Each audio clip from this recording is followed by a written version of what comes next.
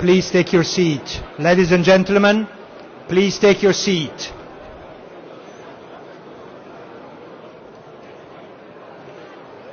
Ladies and gentlemen, take your seat. We will start now the meeting.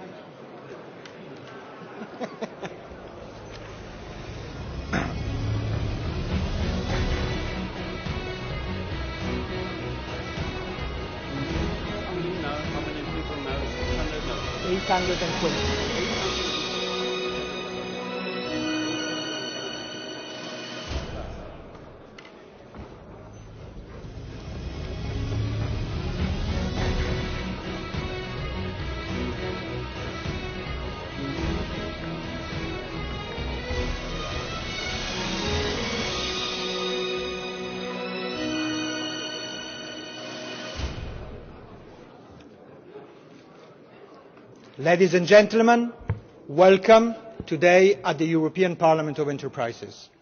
I will ask you now to join me, standing up and listen for the European anthem.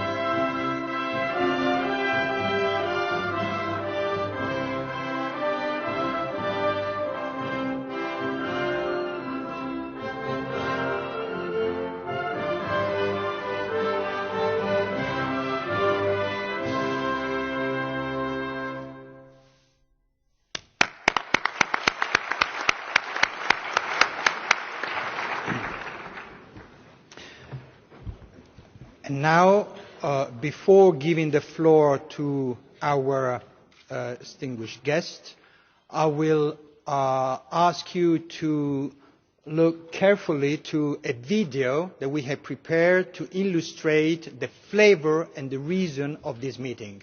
Please play the video.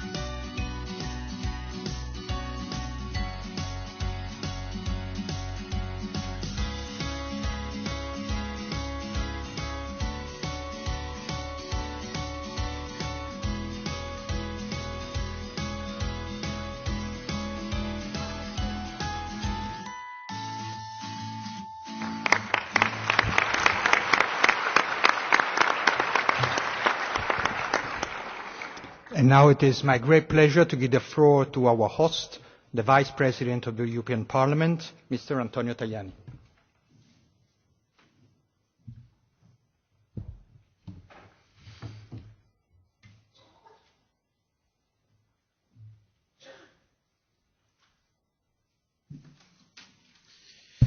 Good morning everybody, bonjour a vous tous, bon dia, buongiorno a tutti gli ospiti, anche miei compatrioti. Buenos días a todos los hispanos hablantes también. Bonjour francophone. Dear Vice President of the European Commission, Mr. Katainen, dear Chairman of Eurochambres, Mr. Weber, ladies and gentlemen, welcome to the European Parliament. The European Parliament of Enterprises is a crucial opportunity to get citizens and businesses closer to the European institutions. I want to thank you, Mr. Weber and Mr. Abruzzini, for this beautiful film. It's good propaganda, good message. Thank you very much. We want to work all together for a better Europe, less bureaucracy, but more European institutions. What better place to host it than here, in the hemicycle of the European Parliament, the only directly elected body of the European institutions, standing as the voice of the people. You represent the real economy of Europe, and we are here to listen to your views and to make sure that we can support you when drafting legislation or proposing political initiatives. Getting closer to businesses and citizens means also communicating about what the EU is doing. Companies should be more involved in the EU decision-making process and understand the importance of Brussels for legislation. Our aim is to make sure that Europe turns back to the real economy. If we want to reach the target of 20% of our GDP coming from the industry, we need more investments. And this is the first challenge. The Juncker Plan is a first step, as I am sure Vice President Katainen will illustrate in just a few minutes. It links investments to specific sectors such as digital economy, infrastructures and energy, all sectors that you will discuss during your 4 thematic sessions today.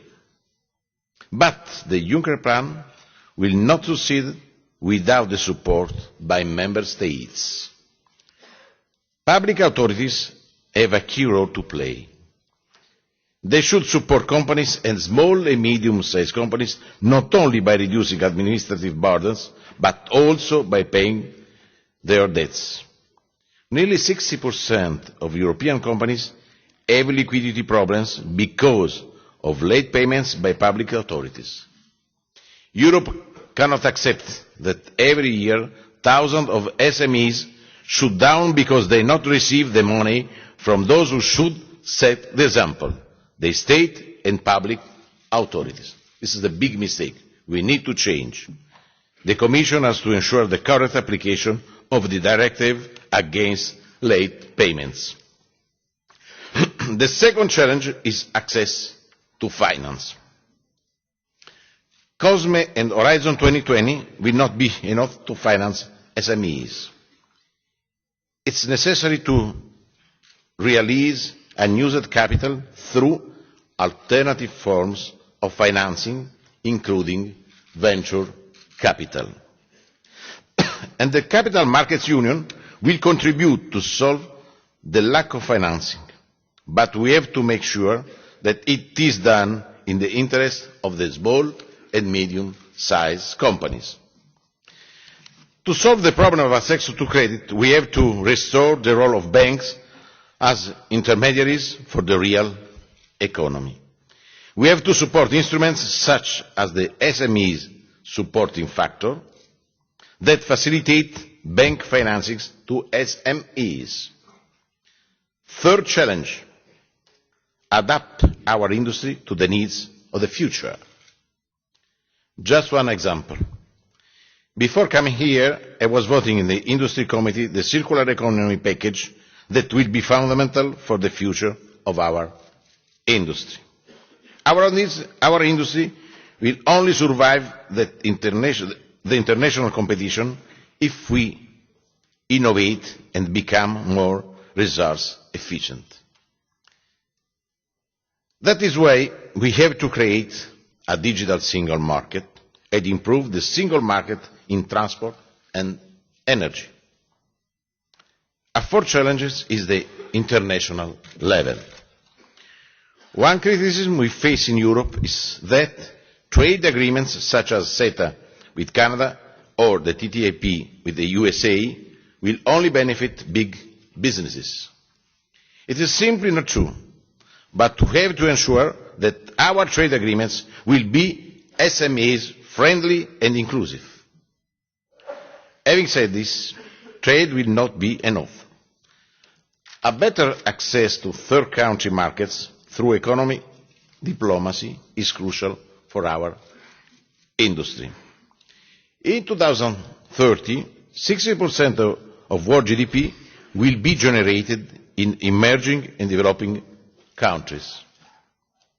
Despite this, only 13% of our SMEs are doing business beyond the borders of the EU. Speaking with one voice becomes essential to safeguard the interests of our industry. This is why back in 2011, as Vice President of the European Commission in charge of industry and entrepreneurship, I launched the Mission for Growth to promote economic opportunities and formalise cooperation agreements. And Eurochambres, with us today, participated in these missions. I am sure Mr. Abruzzini and Mr. Weber remembers well some of our mission.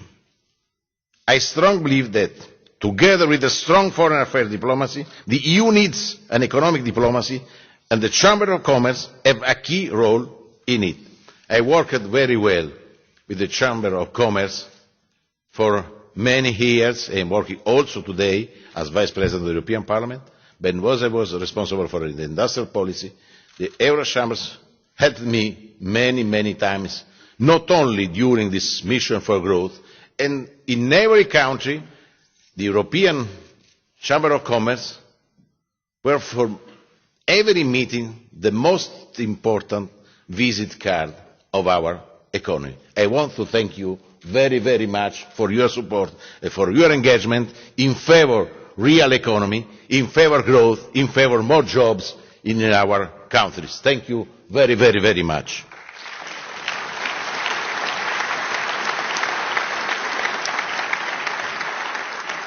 Finally, I can only assure you the same support in my role of Vice President of the European Parliament as the one I give as Commissioner for Industry.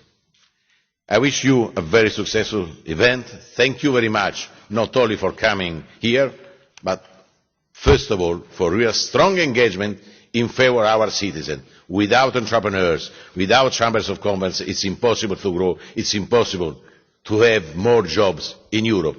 It's impossible to win our battle against unemployment, first of all for young people. Thank you very much.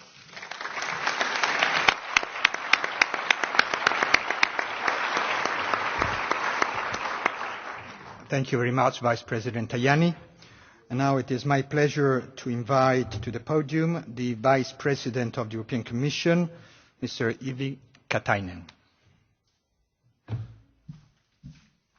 Thank you very much, Mr. Chairman, Honourable Vice President of the Parliament, Mr. Tajani, dear Antonio.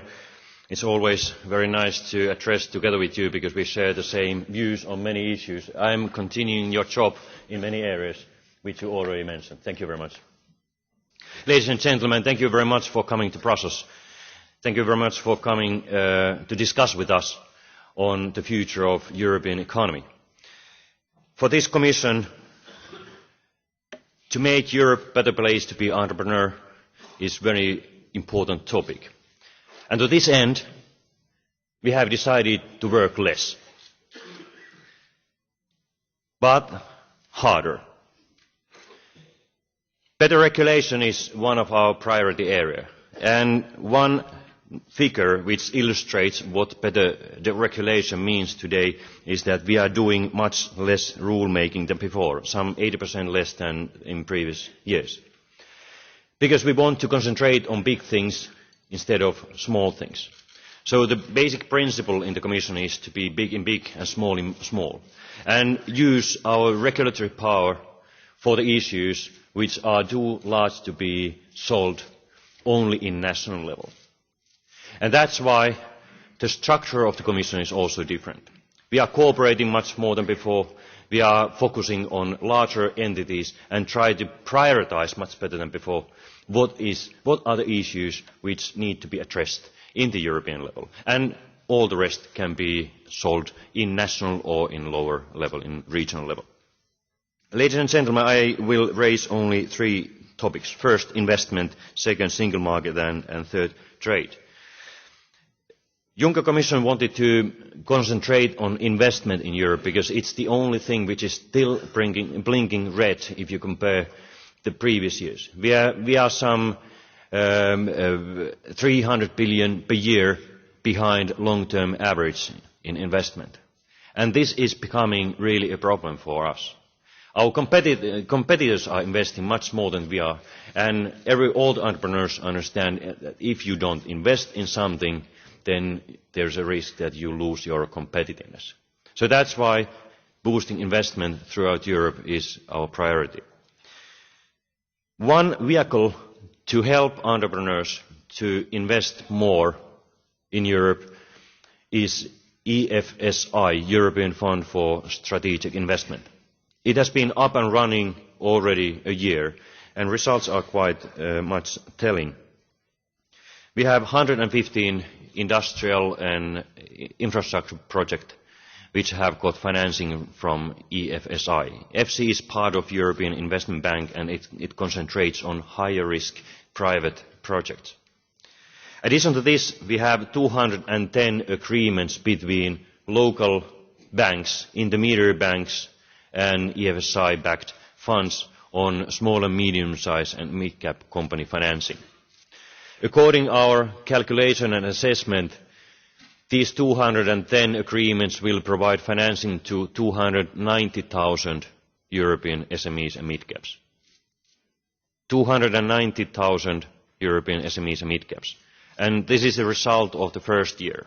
So my number one message is that if you think that there's a lack of risk financing, please push your local banks to look at the opportunities for EIB/EFSI has to offer. Because it's the way how small and medium-sized companies can benefit from EU financing. And the best thing is that there is not bureaucracy at all. So once your bank got interested in this opportunity, then you are a client of the bank, and the relationship is just a normal client-bank relationship without any bureaucracy. In the case you want to do a little bit bigger investment, you can contact directly EIB. The only thing you have to know is the phone number of the local branch of EIB in your country, and they will help you further. So, as I said before, EFSI idea is to provide financing to private investment which you cannot find completely from the market. Of course, all the projects must be economically viable and reasonable, but if for some reason private sources cannot finance entire project, EFSI can possibly bring the missing link to the financial package. I do encourage you to look at these opportunities. EFSI has a wide range of toolbox. It provides loans, guarantees, equity, quasi-equity. It's a very flexible tool for entrepreneurs. Next, I will move on to the business environment. Everybody is saying and telling the same story. In order to boost investment, you need stable regulatory environment. And this is why the Commission is so keen to push forward various single market projects. It's always much better to have one regulation instead of 28 if you want to trade across the border. So that's why digital single market, energy market union, capital market union, circular economy package, low carbon mobility package, they all are single market projects, which aim is to harmonise the regulatory environment so that for the customers and for the entrepreneurs there is only one regulation according which you have to operate throughout Europe. Finally, on trade, Vice President Tajani already mentioned trade policy. It's a very important part of our economic strategy because it helps us to modernise the European economy. 5 years ago, we finalised our agreement with South Korea, and since that, the EU's export to Korea has increased 55%. 55%. So this is one good example of the importance of trade agreements. Now we have already concluded our negotiations with Canada, which would open public procurement to European entrepreneurs. It will make investments much easier. It will create new opportunities. And the main challenge at the moment is that the member states are strong enough to agree with this agreement and endorse it and accept it, and then the national and regional parliaments could also ratify it later on. So if you agree with us on the logic of the importance of trade agreements, please be vocal and advise your legislators to push through CETA. We are just about finalising a trade agreement with Japan, which importance to the European companies would be even higher than the one with South Korea. Final point related to trade. We have strengthened our economic diplomacy agenda, which means that we try to hear and listen much more carefully than before the needs of SMEs. What the Commission could do in order to help you to go to the markets of third countries. So, as Vice President Tajani said, Chamber of Commerce plays a crucial role also in economic diplomacy, because you are our ears and eyes, and very good way to communicate and convey the messages to either direction. So, ladies and gentlemen, we want to focus on big things. We want to use our regulatory power so that it will level the playing field for entrepreneurs and for their customers. We want to put special emphasis to single market and to trade. But in order to get all these initiatives through, we need your support.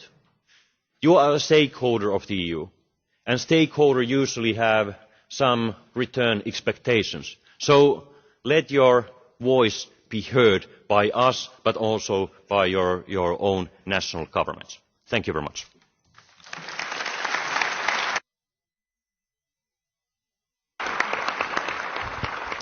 Thank you very much, Vice President Katainen.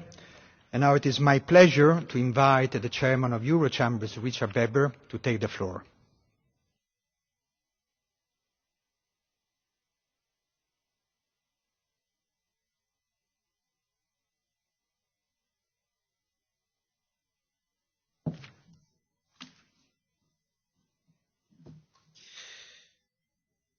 Dear Vice President of the European Parliament, Mr. Tajani, dear Vice President of the European Commission, Mr. Katainen, dear fellow entrepreneurs, dear colleagues of the European Chambers, the time has come to claim back our role in society. We, entrepreneurs, business owners, and business representatives, we all have a responsibility, and we want to honour it. Businesses are here since the origin of the human species, and not by chance their initial appearance coincides with the expression of a need by someone and the possibility to satisfy it by someone else. A need of people, a need, as we would say today, a need of citizens. In almost every region in the world, this capacity to satisfy people's needs is still there and characterizes the presence of business, of a company, of a multitude of them. And the multitude of businesses shapes the wealth and richness of a country. Because in reality, every country depends very much on wealth, richness, and quality of the businesses living and operating in such country. And business is also at the origin of progress, technological and societal. That identifies the time we are living in.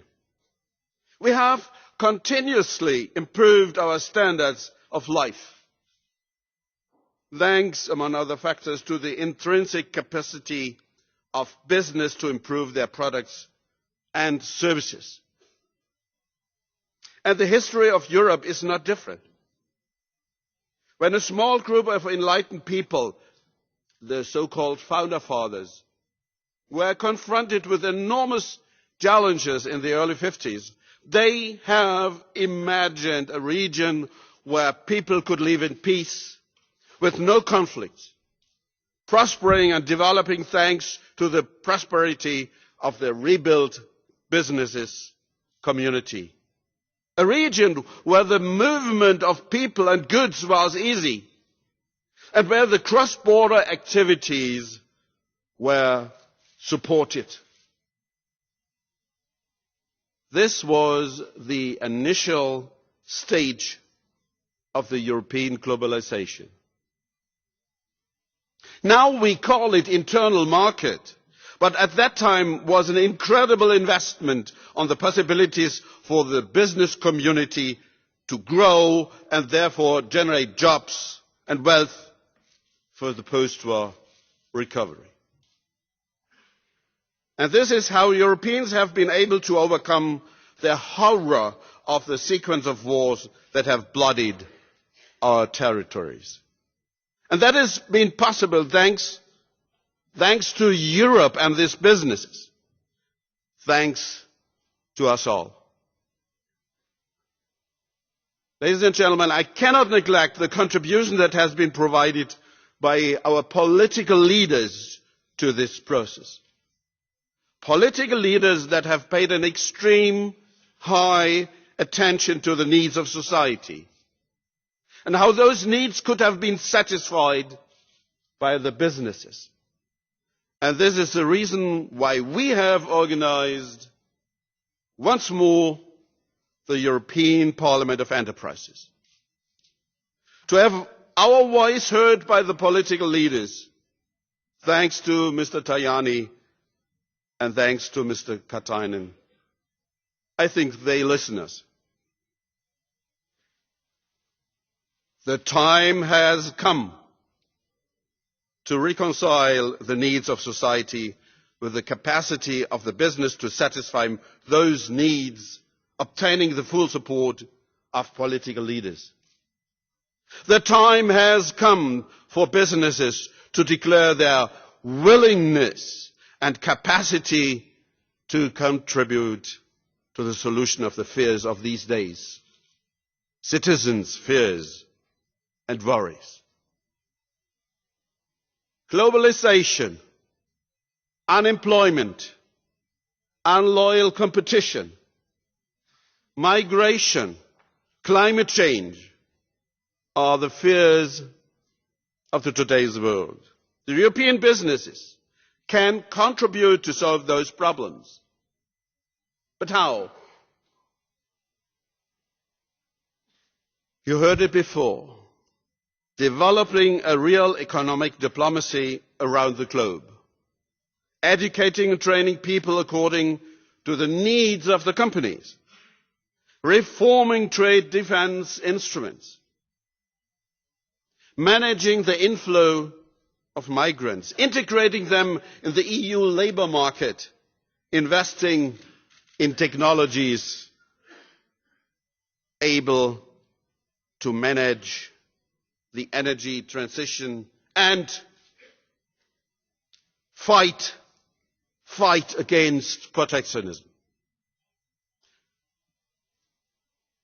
The time has come for you today to upgrade the level of your and our ambition, the level of your contribution to the management of complex dynamics of these today's worlds. Our debate and our votes today will set a series of recommendations for the political leaders that could continue to support the European businesses and the fathers have demonstrated us years and years ago. Europe needs business, you remember, and business needs Europe. The time has come for me to appoint each and every you as a member of the European Parliament of Enterprises 2016. The time has come to demonstrate how much we are able to contribute to the leadership we claim we have at European level. The time has come to be real European. Ladies and gentlemen, please stand up another time to feel as European. I am, for you, European.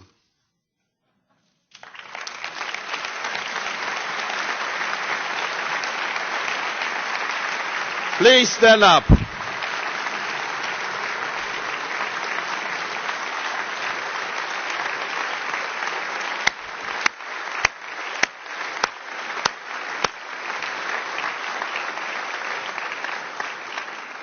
I declare the European Parliament of Enterprises 2016 open. Thank you.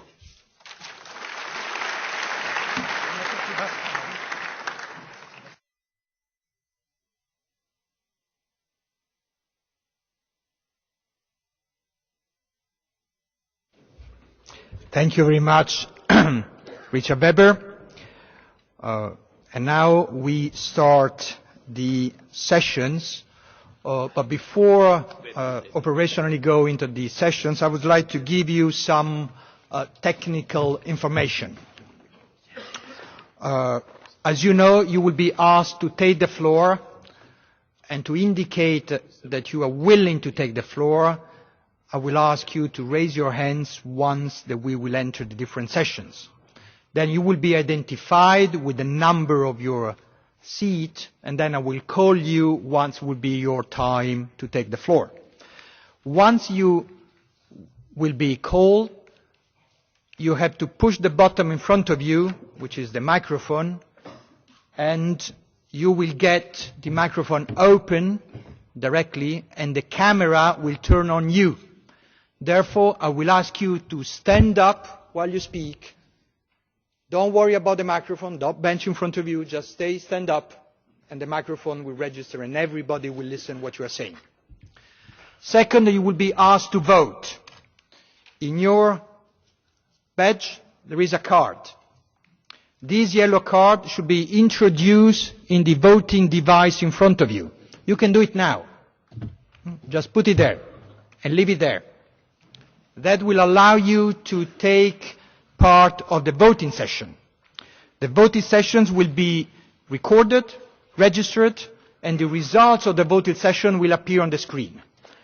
Now, I will ask you just to make a test on a question that is very easy. And I'm sure that you have read it many times in the media and newspapers. The question is on the screen. Will Brexit harm your business? Now, I open the vote and I ask you to put your fingers into the device machine, and you have a green, a white and a red button. No other button. There's no other button. No other button, so only three. So green means yes, the white means I abstain, I don't know, I remain neutral, and the red one means no. Now, please vote now, as you are doing.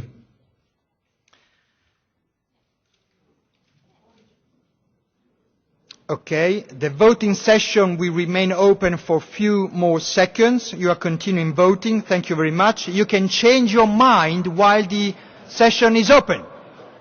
So if you had voted no, you might say yes now. If you had made your mind, now I declare the session closed.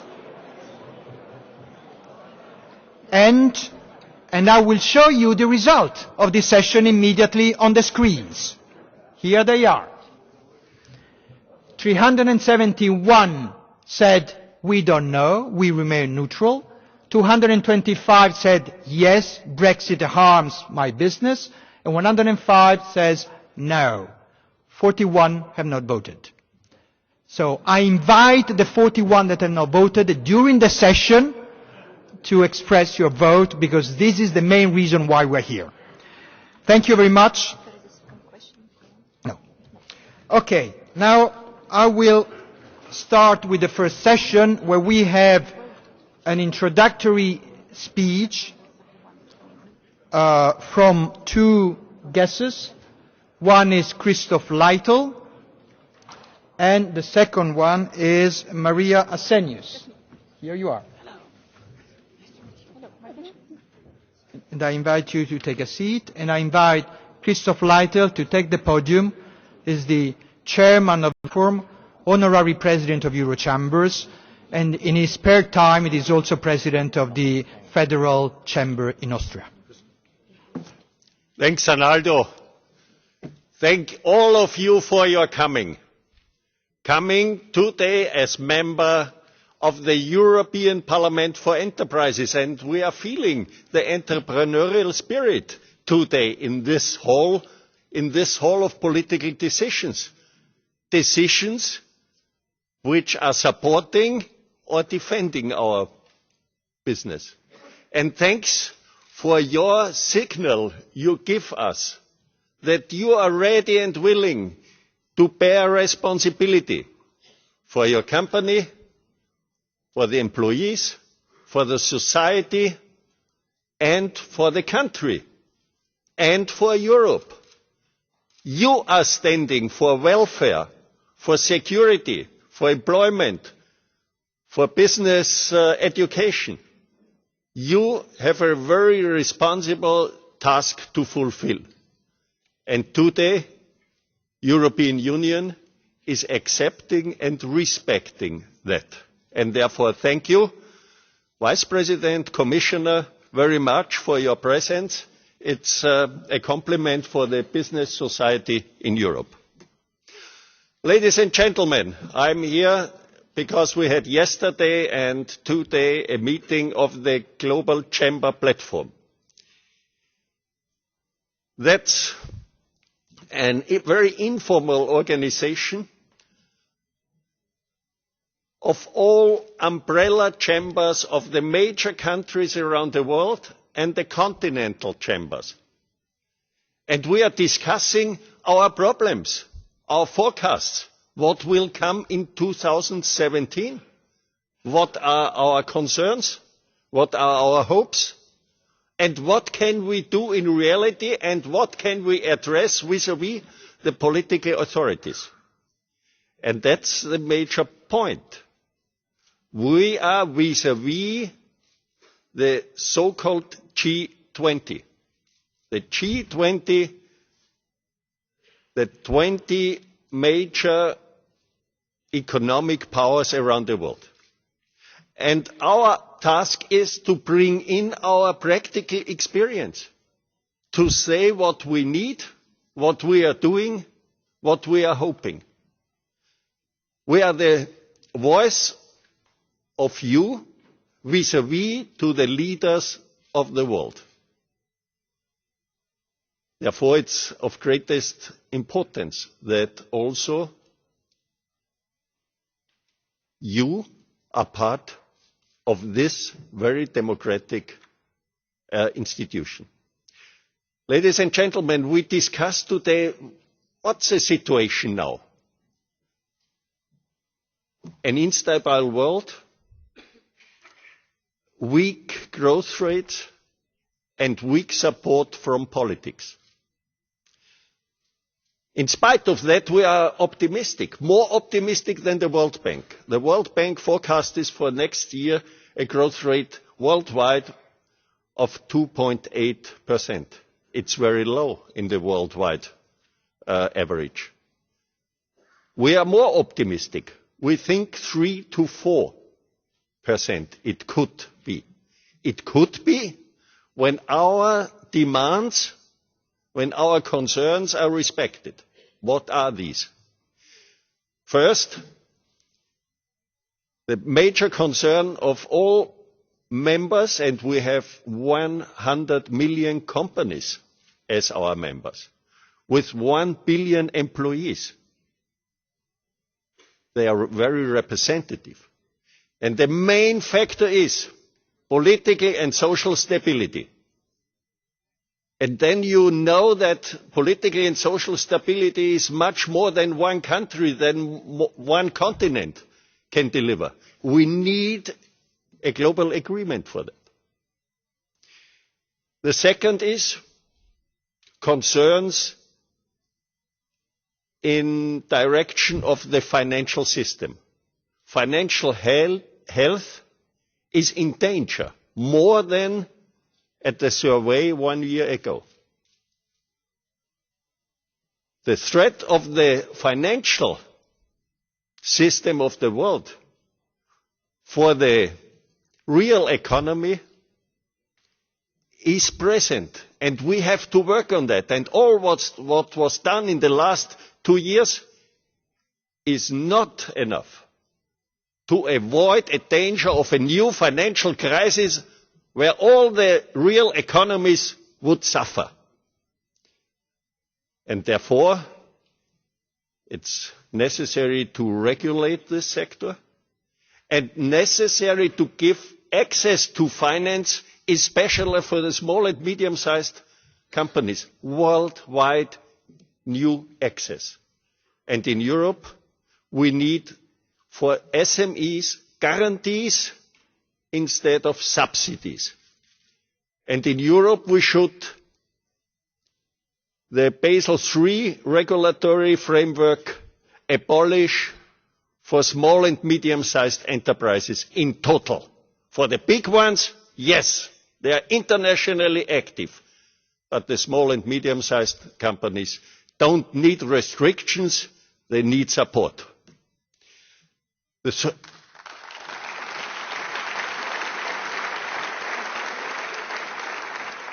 third point is climate change. We were in favor last year to contribute that the agreement of Paris could happen. And all the business organizations were ready and willing to contribute because it's part of our social responsibility. Responsibility vis-à-vis our society and our next generations. And I'm happy that this could happen, and I hope that now the realization will follow. And we are a decisive part to realize that. But we need the frame conditions also. Environmental protection, renewable energy, energy efficiency, and all those things we all know.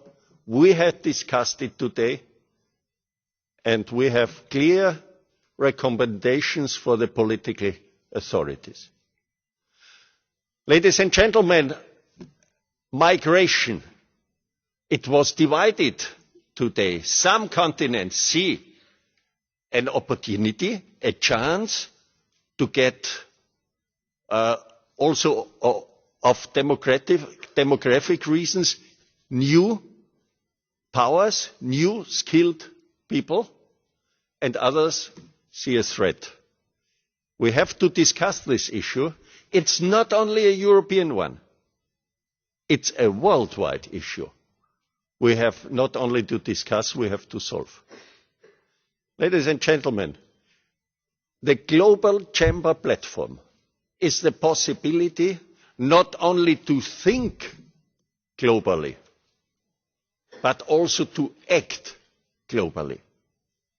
Act globally because we know, and particularly you as representative of the companies know, that we all are in a network of business relations, in a network of confidence, in a network of not only doing business together, but also bear a common responsibility for this world and implement not only technologies, not only financial transactions, but also a global responsibility for next generation and a global ethic behavior. And by doing that, the business community is serving to the global world, but also to the single human beings. Thank you very much for your contribution.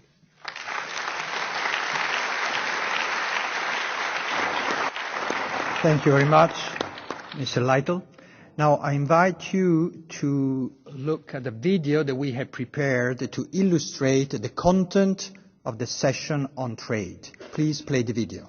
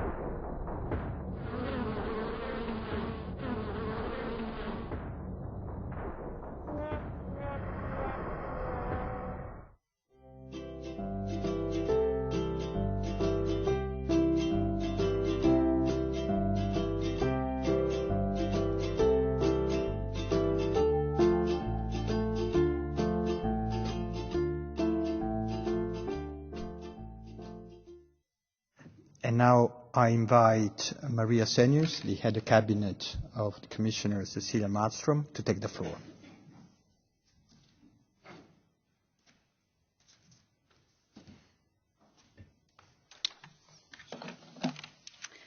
Mr. Chairman, ladies and gentlemen, I am very honoured to be given the opportunity to set the scene for this trade session. So first of all, what does today's world look like? Well, we can see that we have a higher degree of specialisation than ever before. We have a world marked by global value chains, which means that products cross borders many times before they reach the end consumer.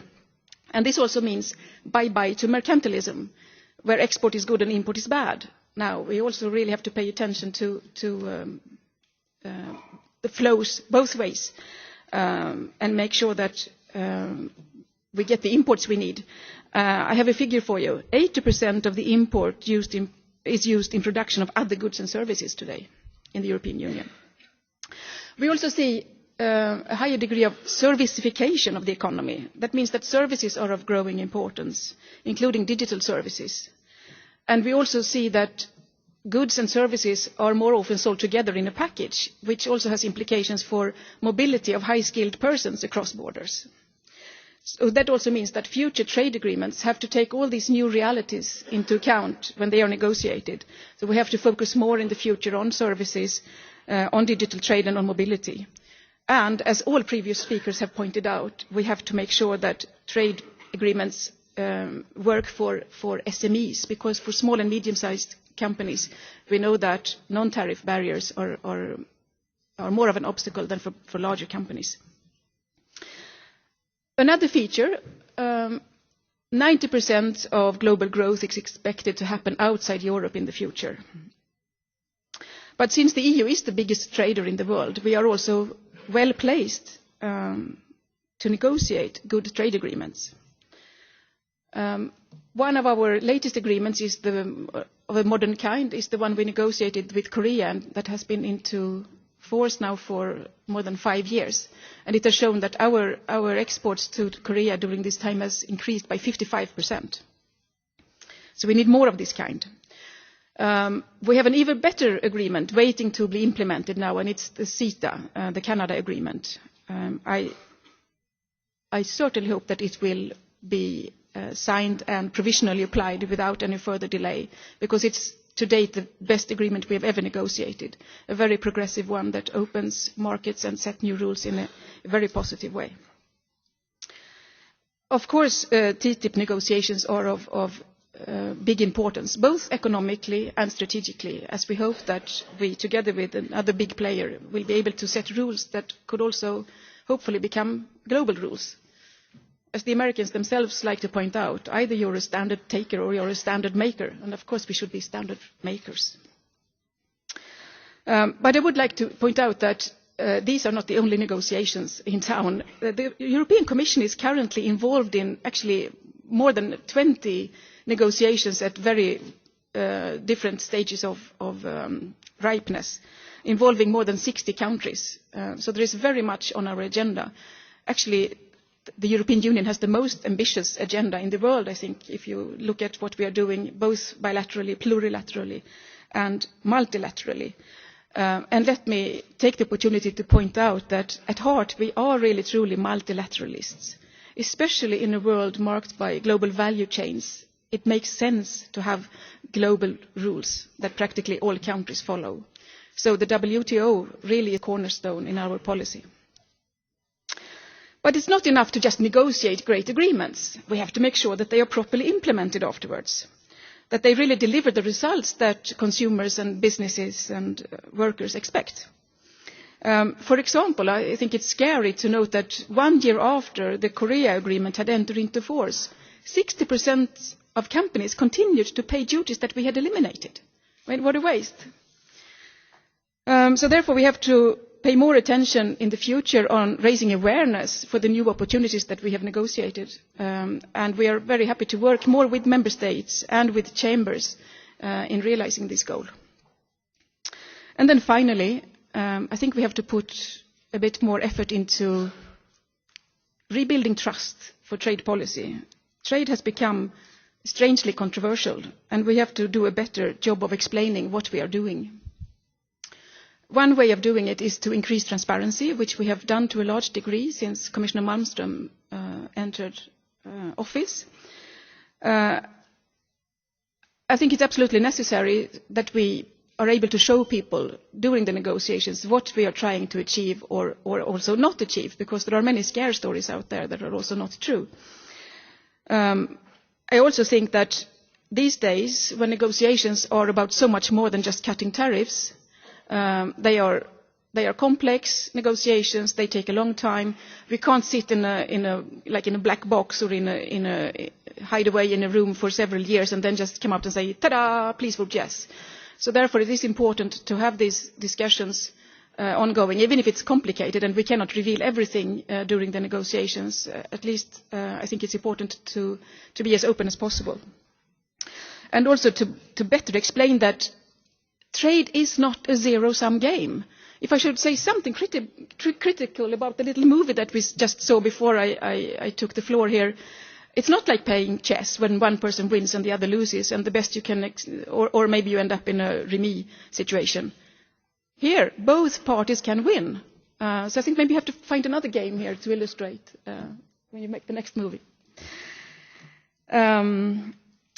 We also have to explain, I think, to people that we are in favour of an open market, free flow of goods, free trade agreements, but of course we also want a level playing field, and we are ready from the Commission side to use trade defence instruments when so justified. And we are currently working on proposals that will give us a better toolbox for the future. And last but not least, while we remain focused on delivering economic results, our trade policy also has to be more based on values. We cannot solve all the problems in the world, but we can make a positive contribution when it comes to standards, labour rights, environmental rights, human rights. And that's what we also intend to continue doing in the future. Thank you very much.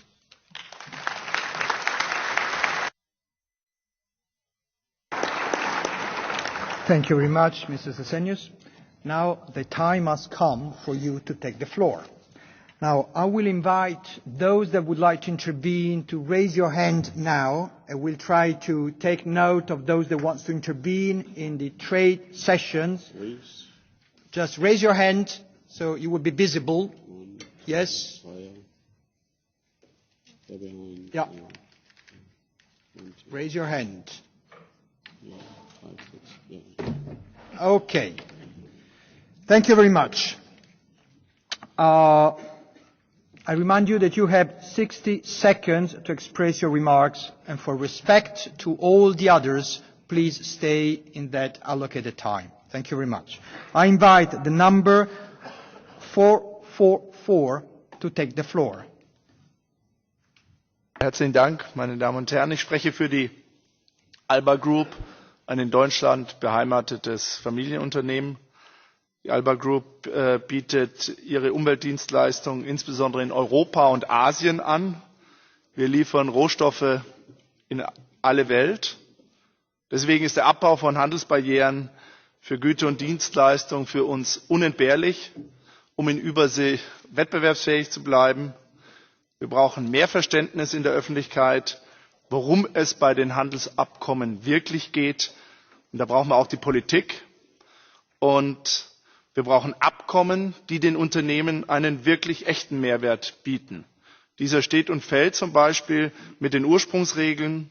Sind sie zu komplex, werden die Unternehmen die verhandelten Präferenzen gar nicht nutzen und letztlich den Glauben an die Handelsabkommen verlieren. Deshalb muss die Kommission auch hier besonders darauf achten, genauso wie das bislang tut, auf die Anliegen der NGOs, wenn sie der insgesamten Freihandelsskepsis begegnen möchte. Vielen Dank.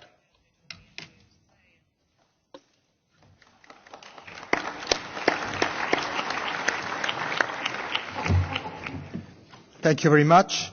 Number 433. Please stand up when you speak. It is much better for the video. 433. Muchas gracias. Soy José Luis Bonet. Hablo en nombre de la empresa familiar española Freixenet. La reciente crisis económica ha puesto de manifiesto que la internacionalización es la alternativa estratégica más eficaz que tienen nuestras empresas para sobrevivir y expandir su actividad. Como condición previa, es preciso disponer de marcos legales que faciliten el comercio y la inversión a escala global. Por ello, la eliminación de las barreras de acceso de nuestros bienes, servicios y capitales a los mercados de mayor dimensión y crecimiento potencial debe ser uno de los objetivos prioritarios de la política comercial europea. En este sentido, el acuerdo de asociación actualmente en proceso de negociación entre la Unión Europea y Estados Unidos, los dos grandes protagonistas de la economía mundial, creará las condiciones adecuadas para que las empresas de ambas partes, con especial atención a las pymes, puedan ampliar su mercado con garantías y aprovechar las oportunidades surgidas. Por ello, desde la Cámara de Comercio de España nos reafirmamos en nuestra posición a favor del TTIP, siendo conscientes de la difícil situación en que se encuentra en estos momentos la negociación. Animamos firmemente a los negociadores a encontrar las vías oportunas para avanzar en los aspectos pendientes y en la superación de las dificultades encontradas. No debemos renunciar a alcanzar un resultado ambicioso que satisfaga y beneficie a todas las partes involucradas. Muchas gracias. Thank you very much. I remind you to stay in the 60 seconds, please, because next time I'm obliged to cut the microphone. We have been joined by Mr. Paul Rübig, is a member of the European Parliament, a chair of STOA, which is our partner in organizing this European Parliament of Enterprises, and he will be our respondent to your remarks and your question at the end of the session. Thank you, Mr. Rübig. Now, the number 409, 409. Take the floor. Dzień dobry Państwu. Nazywam się Jan Bestry, reprezentuję Polskę. Będę mówił po polsku. Jest okej? Będę mówił po polsku, dlatego że myślę po polsku. Musimy sobie zdać jedną sprawę, że Unia Europejska to jest Unia państw i musimy także uwzględniać wszystkie interesy każdego jednego, nawet najmniej rozwiniętego państwa. Ja reprezentuję sektor rolniczy. Tu przedmówcy bardzo ładnie powiedzieli, pan Katainen, że mówić głośno i przekonywać parlamenty, żebyśmy te umowy popierali. Mówimy o CETA w tym momencie, ale my o niej wiemy bardzo mało. Nie wiemy prawie nic. Ta informacja, która dociera do polskiego rolnika, jest żadna. W związku z powyższym bardzo bym prosił, żeby na to zwrócić szczególną uwagę, żebyśmy byli przekonani o tym, że to, co jest teraz wprowadzone, umowa z Kanadą, będzie dla polskiego rolnika także dobrą umową. Dziękuję.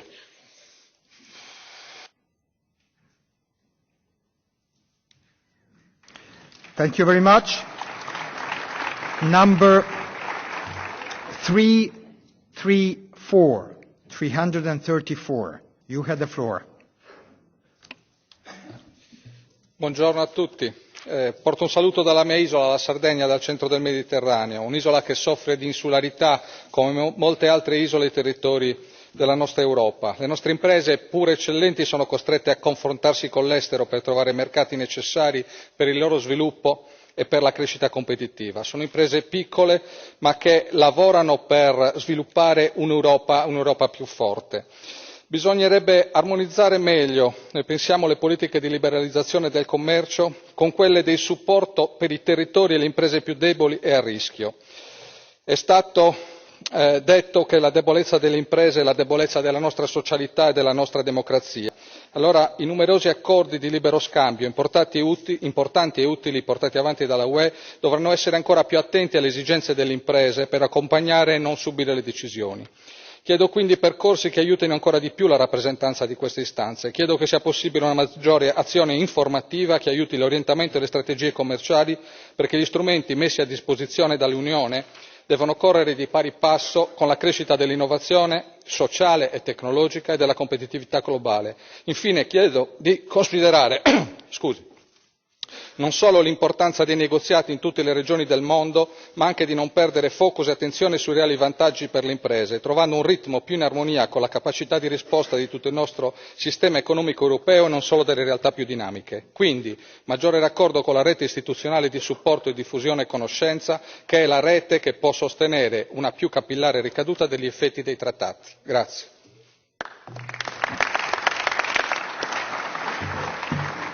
Number 718. You have the floor.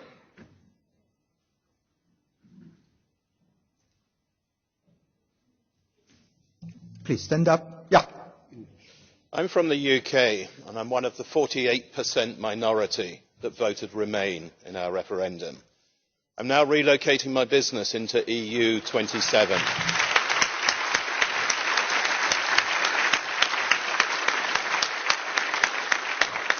Thank you. I am now relocating my business into EU 27 so I can remain part of the European Union.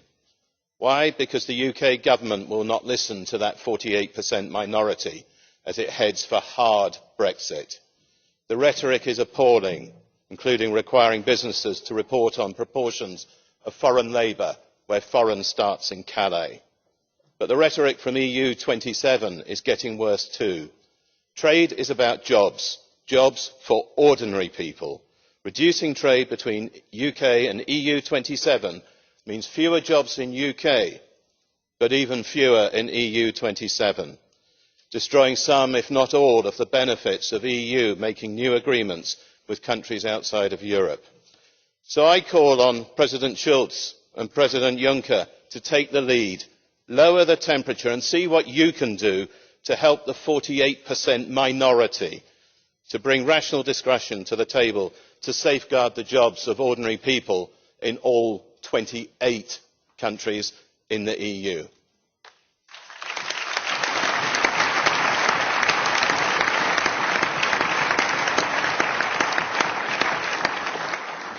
Number 426. You have the floor. I run a cane sugar refinery in Portugal, just outside Lisbon. We import whole cane sugar from around the world and add value to this product by converting it into all different sugar products that are consumed in the European market. In an ideal world, we will choose the countries from which we source our whole cane sugar. However, EU regulation strongly controls our access to these markets, with tariffs that restrict the origin of the imports we are able to choose. Due to this reason, that also gravely affects other industries, we are big supporters of the EU trade agenda, if it aims to remove such obstacles and not maintain the status quo. We will be supporting all the EU efforts to sign new free trade agreements, Mercosur, Brazil, Mexico and others in the pipeline. In terms of supporting the EU trade agenda, you can count on us. Thank you.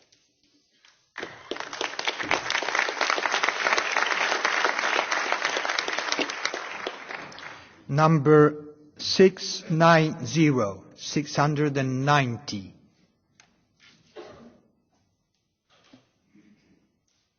My name is Rıfat Sarcıklıoğlu. I am an entrepreneur. I am mainly in cement and pasta sectors. I am also the president of the Union of Chambers and Commodity Exchanges of Turkey, also vice chairman of Eurochambres. Here is my 3 questions. First one, what are the prospects of the further trade liberalisation of the EU? What should be done to encourage SMEs to do more business abroad? The third question, what will the European Commission do to better integrate Turkey in its trade policy? Thank you very much.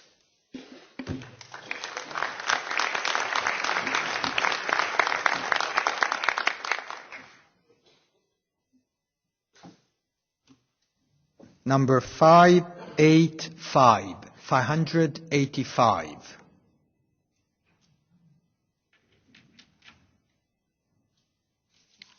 Io sono un'imprenditrice da un paese piccolo dell'Albania, dove siamo candidati membri per entrare in Comunità Europea, e vorrei sapere se questi paesi di Balcani, se oggi hanno un sviluppo abbastanza importante proprio al settore di manifatturiero e esportano in tutta Europa, se avranno la possibilità di approfittare di tutti questi dazi doganali, se Europa ha diritto di esportare come in Corea senza dazi doganali. I paesi candidati membri della Comunità Europea possono avere questa possibilità per avere un sviluppo e una crescita molto più veloce e molto più forte?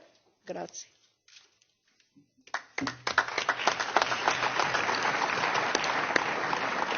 Number 35. You have the floor. Thank you, Mr. President. I'm Philip Swindon, chairman of the Chamber of Commerce and Industry of Wallonia, Belgium. So our enterprise are strong supporters and believers of the European idea, of the European Union, and of the free trade. And that's the reason why I cross my fingers for the CETA treaty with Canada. You understand why. But we are convinced also that the European Union can do more for trade in terms of industrial policy, following in other fields the inspiration of the Airbus programmes and of the European Space Agency. In those other fields, we have to mention, for instance, infrastructure for mobility, sustainable development, health, life sciences, new energies. And so my question is the Commission planning to encourage or initiate the creation of European consortia in those fields? Is the Commission planning to support their activities and, of course, to involve SMEs in such potential success stories? I thank you for your attention.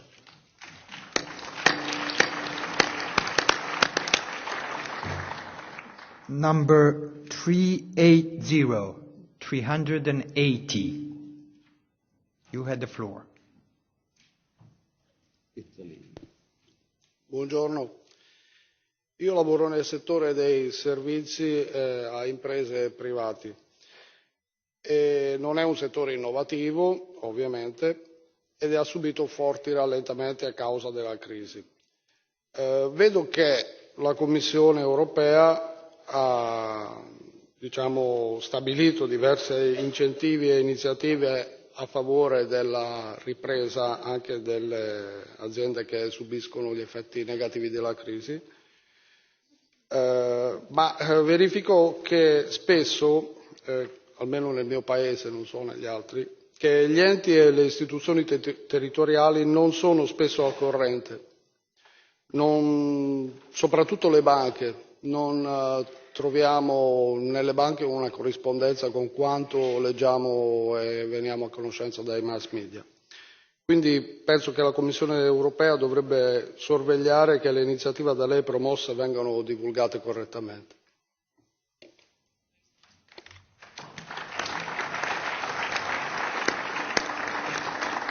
Number 406. 406.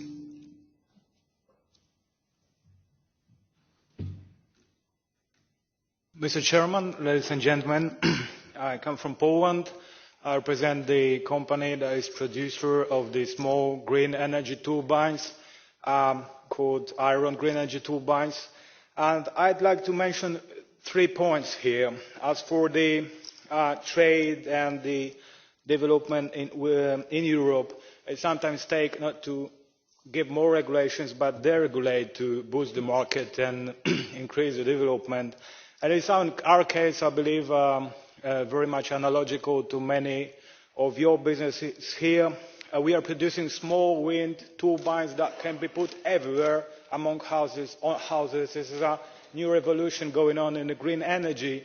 And we find it a little bit disturbing that the regulations in different cities and different countries sometimes prevent us from putting these solutions on houses or public buildings. There is another thing that regards the tenders announced by national or international institutions. It looks very much like international institutions, including UN and the European institutions, don't follow fast enough the development of new technologies. Most of those tenders are focused on solar, whereas small wind solutions available and hybrids to technologies connected. And other things. Please, an end. Okay. Thank you.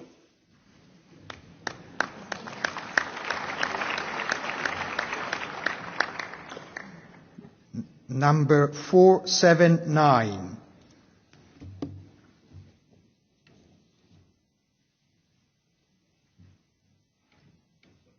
Four 479, have you asked for the floor? If you have not, number 149.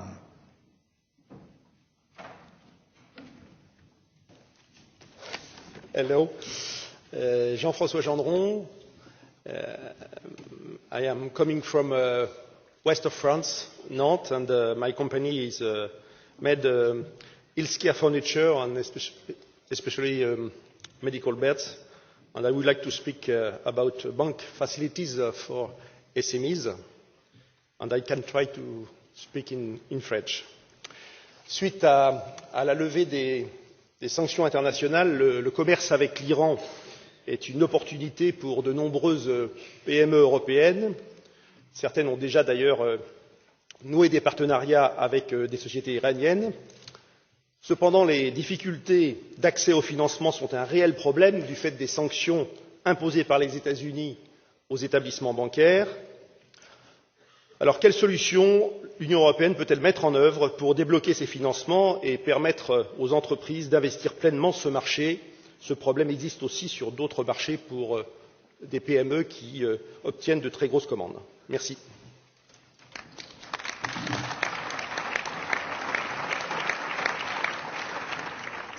Thank you very much.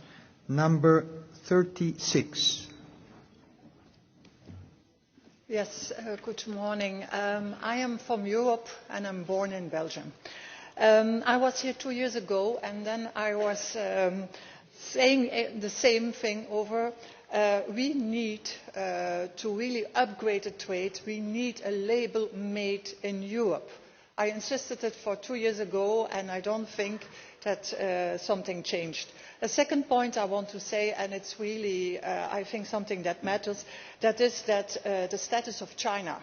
You know, if we give to China in the context of this business protection, that it's really a threat for our trade in Europe. So please pay attention on China. Thank you.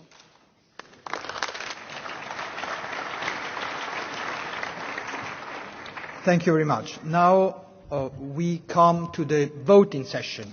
You have heard your interventions. No, there is no time to give the floor to others right now. We are over time a little bit. So I remind you to insert your card in the voting machine. It's important. If you don't find in the badge using your credit card, you will not be debited. Don't worry. It doesn't cost anything to you. Put something there to activate the device for voting.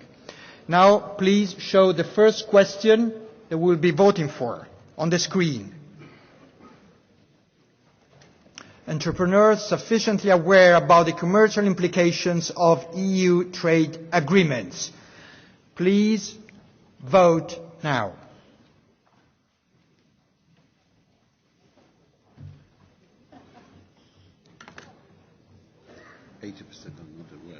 Even more. Even more. It's a bit Stalinistic questions. But this is just to give you a message. We are still voting. Some more? Some more. Wait.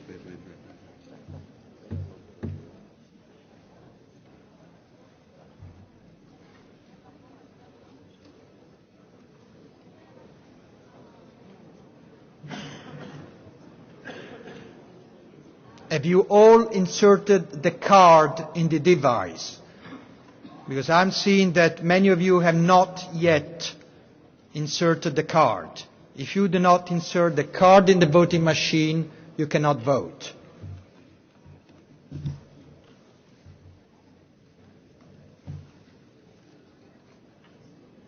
Okay, now the voting session is closed. And here are the results. 468 declares that they are not sufficiently informed. Only 41 are sufficiently informed. Thank you very much. Second question. Should SMEs have a stronger say in EU trade policy? The vote session is open. Please vote. Green light everywhere. Very good question.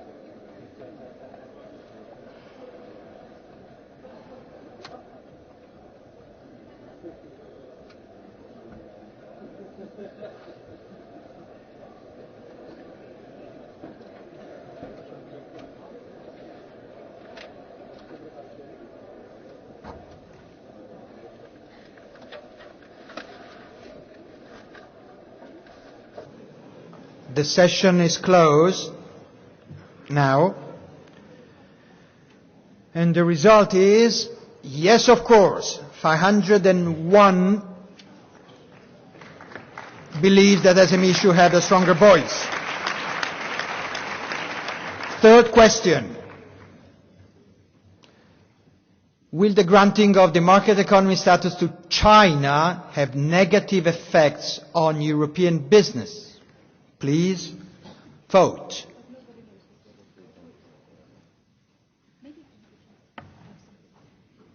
We have heard some comments about this. Just put your fingers inside. You have 3 buttons. So we are still voting.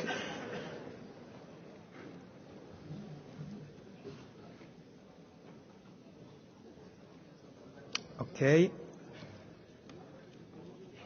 Voting session is closed now. And here the result. 356 believes that granting market status economies to China will have a negative effect on European business. Thank you very much. Next question. Do rules of origin need to be simplified in order to increase the benefits of EU free trade agreements? Please vote now.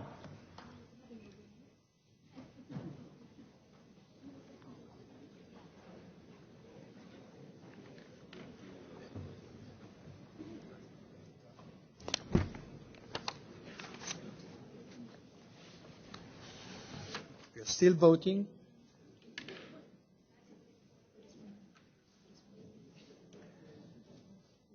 The vote session closes now. And here the result. Yes, indeed, 415 believes that the rules of origin need to be simplified. Thank you. Last question. In view of current criticism of potential trade agreements with the USA, TTIP, and Canada, CETA, does an effective EU trade policy matter to the competitiveness of your business? Please vote.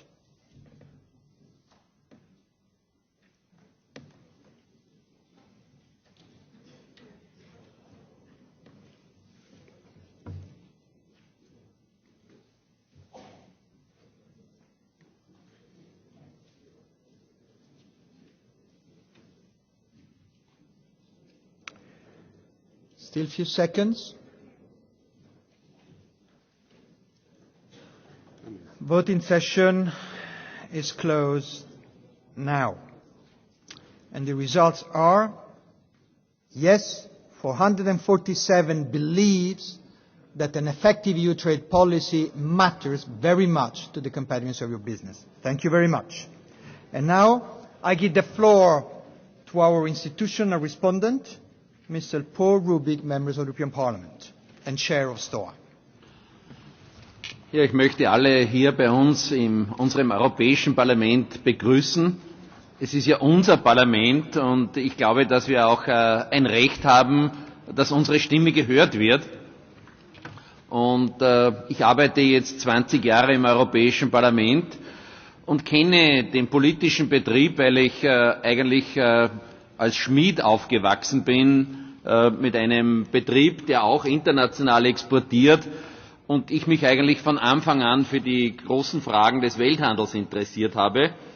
Als Vorsitzender von STOA, das ist unser Wissenschaftsausschuss im Europäischen Parlament, der heißt Scientific Technology Options Assessment, schauen wir, welche Technologien eigentlich bis 2050 für uns relevant werden. Und eines muss man feststellen, wir sind heute 7 Milliarden Menschen auf dieser Welt und wir werden 2050 hoffentlich 10 Milliarden Menschen sein.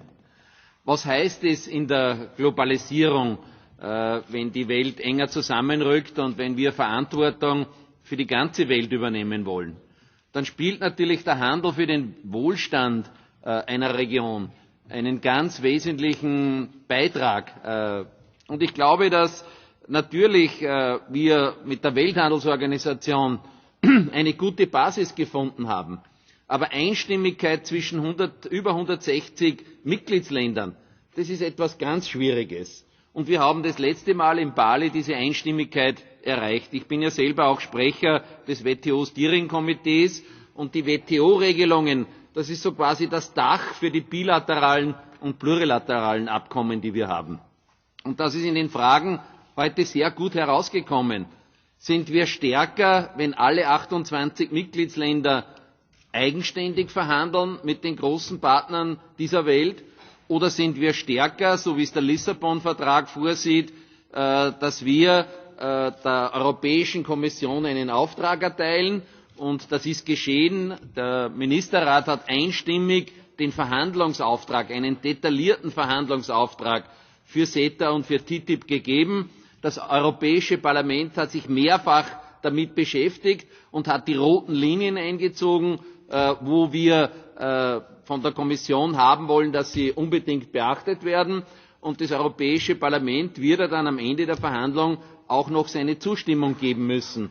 Und ich glaube, dass natürlich auch der Lissabon-Vertrag die große Herausforderung war, dass die Europäische Kommission in Zukunft diese Dinge verhandelt. In Brüssel wird natürlich jede Woche erklärt, wie weit der Verhandlungsfortschritt ist, mit den 28 Verantwortlichen aus den Mitgliedsländern, aus den Ministerien. Und die haben jetzt 5 Jahre lang CETA im Detail verhandelt, haben alles zurückgemeldet in ihre Hauptstädte, haben mit den Sozialpartnern intensive Gespräche gehabt. Und natürlich findet so etwas auf Expertenebene statt.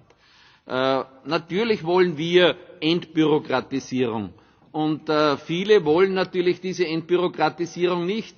Wenn wir heute die Demonstrationen vor dem Haus gehabt haben und wir werden wieder welche kriegen, dann sind die natürlich für noch mehr Bürokratie, für noch mehr Red Tape. Und ich glaube, das ist das, was die Unternehmungen nicht haben wollen. Wir wollen in erster Linie unsere Kunden zufriedenstellen und ich glaube, dass das ganz entscheidend ist, dass die Kunden hier zufrieden sind. Und letztlich geht es darauf, dass auch wir aufstehen müssen für unsere Rechte als Unternehmer. Und das geschieht in diesem Parlament auch zu wenig. Also auch hier Selbstkritik, dass wir hier in Zukunft mehr machen müssen. Weil man kann ja nicht verlangen, dass die 25 Millionen KMUs aus Europa jeden Tag auf die Homepage der Europäischen Kommission schauen und sich dort die Informationen holen, was da tatsächlich auf der Tagesordnung steht. Und natürlich haben wir auch viele Betriebe, die sich in den letzten Jahren durch Gesetzgebung etwas leichter gemacht haben. Wenn ich in dem geheimen TTIP-Raum sitze, und das mache ich öfter, und schaue mir an, was da die Forderungen aus den Mitgliedstaaten sind, ja, da sind halt viele, die heute in einem Oligopol leben oder in einem Monopol, die ganz einfach Privilegien sich erarbeitet haben mit der Gesetzgebung und die natürlich diese Privilegien nicht verlieren wollen. Deshalb, glaube ich, ist es auch klar, dass die über 1400 Handelsabkommen, die Europa, die 28 Länder schon mit anderen Ländern dieser Welt geschlossen haben, dass wir uns in diesem Bereich jetzt spezialisieren und sagen, okay, wie können wir eigentlich weltweit die Regelungen so gestalten, dass Handel erleichtert wird und dass er nicht erschwert wird. Und da möchte ich mich bei der Europäischen Kommission und bei der Kommissarin Malmström sehr herzlich bedanken, weil natürlich das keine leichten Verhandlungen sind. Und Sie können sich ja vorstellen, wenn man nimmt Amerika, Kanada, Europa, das ist fast 1 Milliarde Menschen, die sich dazu bekennen, Bürokratie abzubauen. Das ist genau in unserem Sinne. Und wenn man heute fragt, warum über 250 Nichtregierungsorganisationen in Brüssel tätig sind, um gegen diese Handelsvereinbarungen zu kämpfen, dann muss man fragen, wem nützt das? Wer finanziert diese Organisationen? Und hier fordern wir vom Europäischen Parlament auch mehr Transparenz. Wir wollen wissen, wer hinter der Finanzierung dieser Organisationen steht. Und hier geht es natürlich auch um Compliance-Fragen. Letztlich glaube ich, dass wir jetzt auch in der Information in der Bevölkerung uns zu Wort melden müssen. Ich glaube, jeder von uns, der hier herinnen sitzt, sollte eigentlich die 3 wesentlichen Fragen kennen, um die es geht. Und es geht um Entbürokratisierung, das ist das Wichtigste, das hier geschieht. Es geht ganz einfach darum, Monopole und Oligopole etwas zu reduzieren. Und das Dritte ist natürlich, dass wir auch eine Schiedsgerichtsbarkeit brauchen, die wir alle kennen aus unserem normalen Geschäft. Ich selber habe viel Schiedsgerichtsverträge unterschrieben mit dem Schweizer Schiedsgericht. Wir haben jetzt in CETA eine deutliche Verbesserung bekommen, dass das jetzt öffentliche Richter sind, dass es hier einen Instanzenzug gibt. Ich kann und ich werde im Europäischen Parlament mit ruhigem Gewissen dem Ergebnis von CETA zustimmen, weil alle Bedingungen, die unsere Regierungen gestellt haben und das Europäische Parlament, in diesem Vertrag erfüllt werden und weil es für uns, für die Betriebe leichter wird zu exportieren und zu importieren und das dient letztlich dem Wohlstand unserer Gesellschaft. Wir wollen nicht Armut für alle, wir wollen Wohlstand für alle und da muss man arbeiten und lernen. Danke.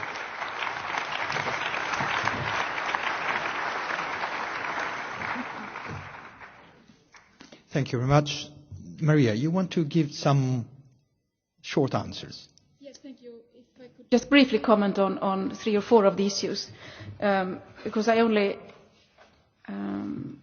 the one that are most pertinent for I think the trade agenda. Of course, we do strive to make sure that free trade agreements are not too burdensome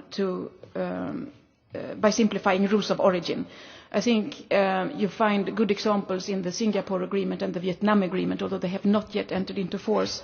We also have simplified rules of origin for developing countries through our GSP system, and we are trying to do the same for the Euromed region.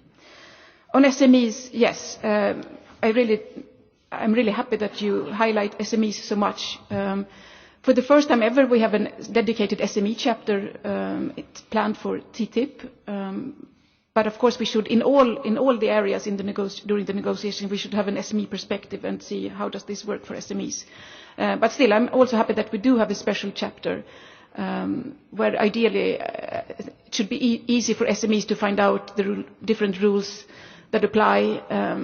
Since the United States is made up of 50 different states with sometimes different rules, it can be an enormous obstacle just to find out, do I need a license to deliver a service there? What are the environmental rules if I want to sell paint to that state, etc., etc. Number 3, to the Turkish gentleman who asked what we are doing. The most important thing on the agenda is that we have set out to modernize the old-fashioned customs union between Turkey and the EU. So we are preparing to launch negotiations there.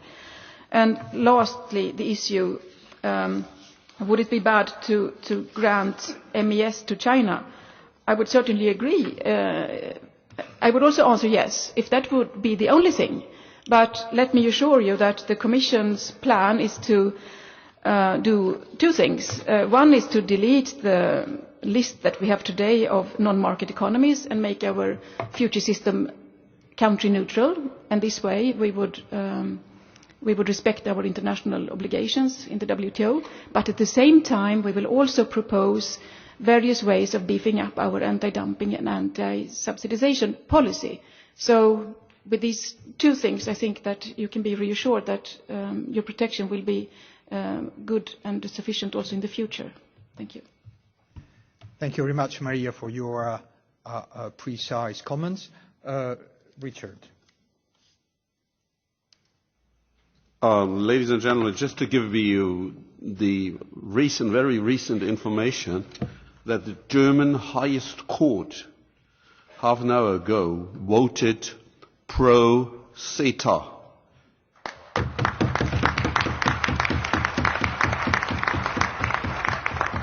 So the German government can decide on CETA for the moment without asking the German parliament. So that is very encouraging. Thank you.